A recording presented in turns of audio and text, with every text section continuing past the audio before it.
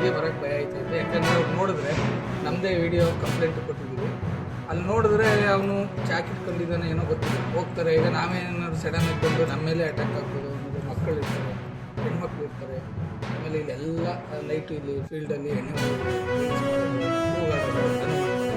ನಾವು ಇದ್ರ ಬಗ್ಗೆ ಕಂಪ್ಲೇಂಟ್ ಕೊಟ್ಟಿದ್ದೀವಿ. ಇನ್ನೂ ಯಾರು ಪೊಲೀಸ್ ಬಂದು ಎನ್ಕ್ವೈರಿ ಮಾಡಿ. ಎಷ್ಟು ದಿನಗಳಿಂದ ಈ ಥರ ಕಾಟ ಇದೆ ಸರ್? ಮೊದಲು ಕಮ್ಮಿ ಒಂದೂವರೆ ವರ್ಷದಿಂದ ಆಗಿದೆ. 1 ವರ್ಷದಿಂದ ಹಿಂದೆ ಆಗಿತ್ತು.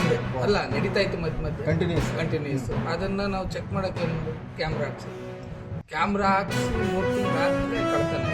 ಆಗ ನಾವು ಚೆಕ್ ಮಾಡಿದಾಗ ನಮಗೆ ಅಂದರೆ ಕಳ್ತನ ವಿಷಯಕ್ಕೆ ಸಂಬಂಧಪಟ್ಟಂಗೆ CC ಕ್ಯಾಮ್ರಾ ಚೆಕ್ ಮಾಡಬೇಕಾದ್ರೆ ಈ ಪ್ರಕರಣ ಬೆಳಕಿಗೆ ಬಂದಿದೆ.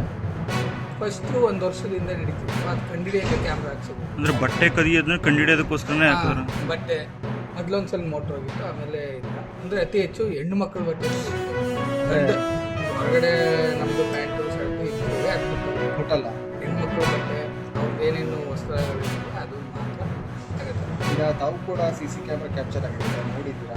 ಆ ಒಂದು ಮುಖಕ್ಕೆ ಏನಾದರೂ ಕಂಡಿದ್ದೀರಾ ಸರ್? ನೋಡಿದ್ವಿ. ಅಂದರೆ ಇಲ್ಲಿ ಬಂದಾಗ ಬ್ಲ್ಯಾಕ್ ಬಟ್ಟೆ ಹಾಕೊಂಡವ್ರೆ, ಮೇಲೆ ಹೋದಾಗ ಅದು ಕ್ಲಿಕ್ ಆಗಿಲ್ಲ ಕ್ಯಾಮ್ರಾ. ಮಾಮೂಲಿ ಬರ್ತಾರೆ ಅಂದರೆ ಚೂಡಿದಾರ್ ಹಾಕಿ.